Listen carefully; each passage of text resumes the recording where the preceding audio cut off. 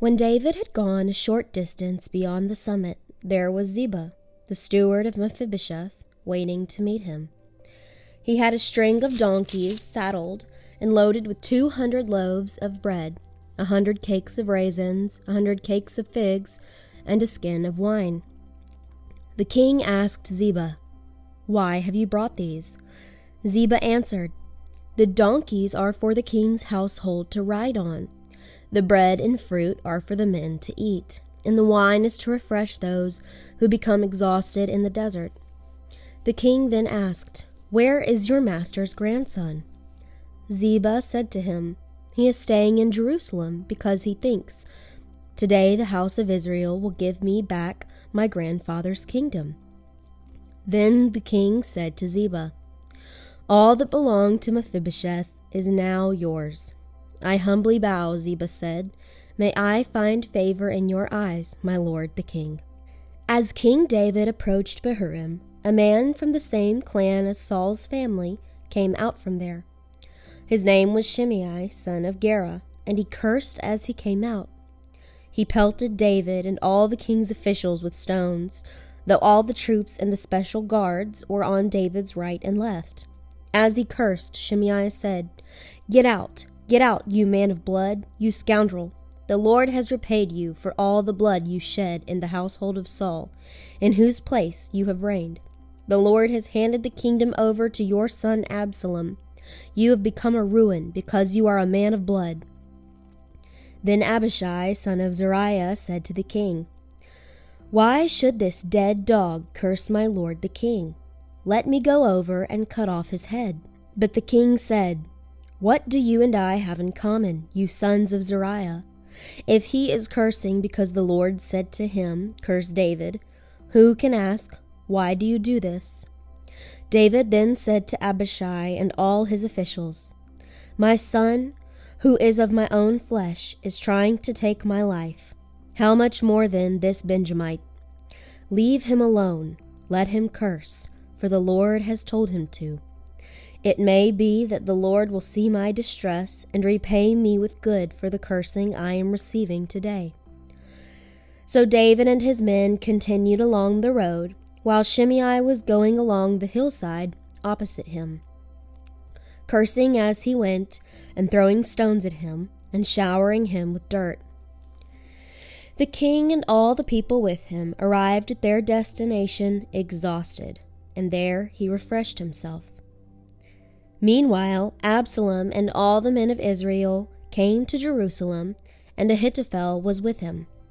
Then Hushai the Archite, David's friend, went to Absalom and said to him, "Long live the king! Long live the king!" Absalom asked Hushai, "Is this the love you show your friend? Why didn't you go with your friend?"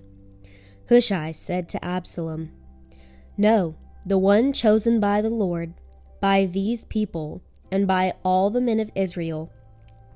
His I will be, and I will remain with him. Furthermore, whom should I serve? Should I not serve the Son? Just as I served your father, so I will serve you." Absalom said to Ahithophel, "Give us your advice. What should we do?" Ahithophel answered, "Lie with your father's concubines, whom he left to take care of the palace. Then all Israel will hear that you have made yourself a stench in your father's nostrils, and the hands of everyone with you will be strengthened." So they pitched a tent for Absalom on the roof, and he lay with his father's concubines in the sight of all Israel. Now in those days the advice Ahithophel gave was like that of one who inquires of God. That was how both David and Absalom regarded all Ahithophel's advice. Ahithophel said to Absalom, "I would choose 12,000 men and set out tonight in pursuit of David. I would attack him while he is weary and weak. I would strike him with terror, and then all the people with him will flee. I would strike down only the king and bring all the people back to you. The death of the man you seek will mean the return of all. All the people will be unharmed." This plan seemed good to Absalom, and to all the elders of Israel. But Absalom said, "Summon also Hushai the Archite, so we can hear what he has to say." When Hushai came to him, Absalom said, "Ahithophel has given this advice. Should we do what he says? If not, give us your opinion." Hushai replied to Absalom, "The advice Ahithophel has given is not good this time. You know your father and his men. They are fighters, and as fierce as a wild bear robbed of her cubs. Besides, your father is an experienced fighter. He will not spend the night with the troops. Even now, he is hidden in a cave or some other place. If he should attack your troops first, whoever hears about it will say, 'There has been a slaughter among the troops who follow Absalom.' Then, even the bravest soldier, whose heart is like the heart of a lion, will melt with fear, for all Israel knows that your father is a fighter, and that those with him are brave. So I advise you, let all Israel from Dan to Beersheba, as numerous as the sand on the seashore, be gathered to you, with you yourself leading them into battle. Then we will attack him wherever he may be found, and we will fall on him as dew settles on the ground. Neither he nor any of his men will be left alive. If he withdraws into a city, then all Israel will bring ropes to that city, and we will drag it down to the valley until not even a piece of it can be found." Absalom and all the men of Israel said, "The advice of Hushai the Archite is better than that of Ahithophel." For the Lord had determined to frustrate the good advice of Ahithophel in order to bring disaster on Absalom. Hushai told Zadok and Abiathar the priests, "Ahithophel has advised Absalom and the elders of Israel to do such and such, but I have advised them to do so and so.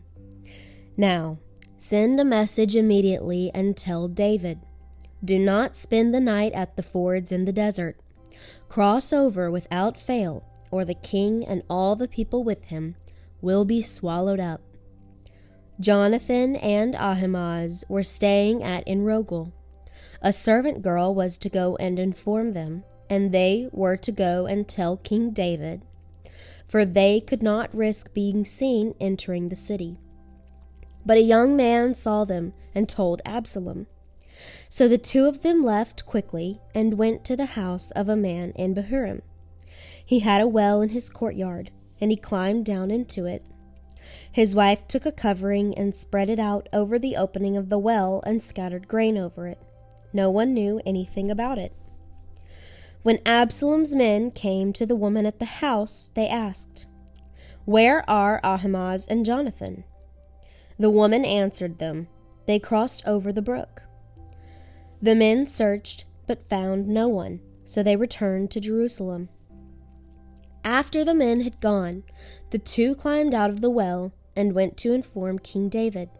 They said to him, "Set out and cross the river at once. Ahithophel has advised such and such against you." So David and all the people with him set out and crossed the Jordan. By daybreak, no one was left who had not crossed the Jordan.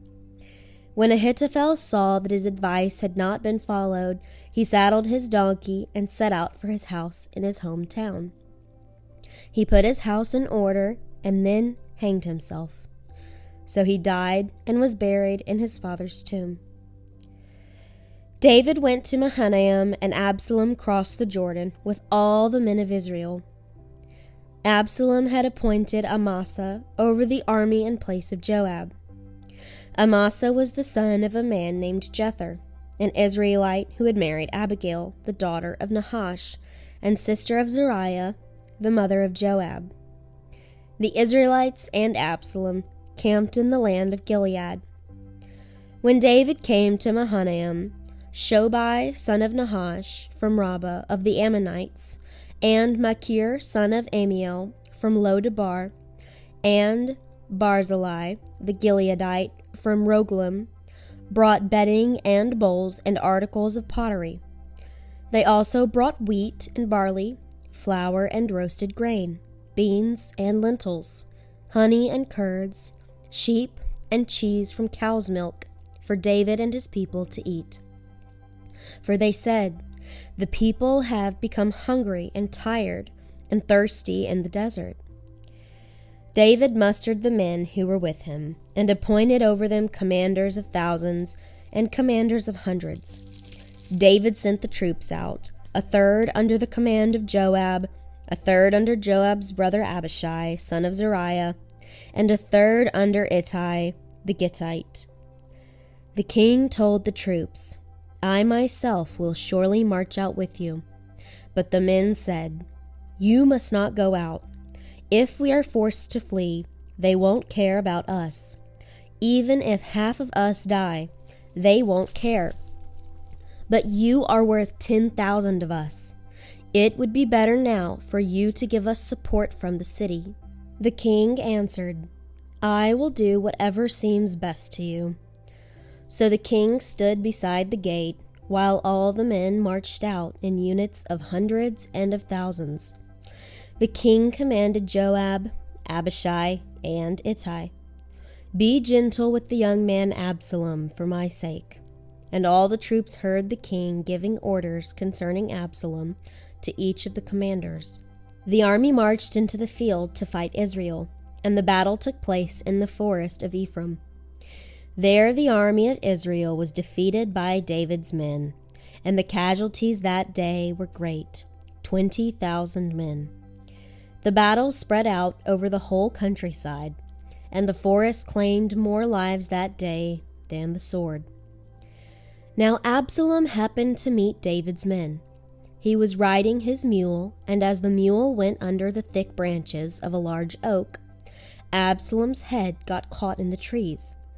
He was left hanging in mid-air, while the mule he was riding kept on going. When one of the men saw this, he told Joab, "I just saw Absalom hanging in an oak tree." Joab said to the man who had told him this, "What? You saw him? Why didn't you strike him to the ground right there? Then I would have had to give you 10 shekels of silver and a warrior's belt." But the man replied, "Even if 1,000 shekels were weighed out into my hands, I would not lift my hand against the king's son. In our hearing, the king commanded you and Abishai and Ittai, protect the young man Absalom for my sake. And if I had put my life in jeopardy, and nothing is hidden from the king, you would have kept your distance from me." Joab said, "I'm not going to wait like this for you." So he took 3 javelins in his hand and plunged them into Absalom's heart while Absalom was still alive in the oak tree. And 10 of Joab's armor-bearers surrounded Absalom, struck him, and killed him. Then Joab sounded the trumpet, and the troops stopped pursuing Israel, for Joab halted them. They took Absalom, threw him into a big pit in the forest, and piled up a large heap of rocks over him. Meanwhile, all the Israelites fled to their homes. During his lifetime, Absalom had taken a pillar and erected it in the king's valley as a monument to himself, for he thought, "I have no son to carry on the memory of my name." He named the pillar after himself, and it is called Absalom's monument to this day.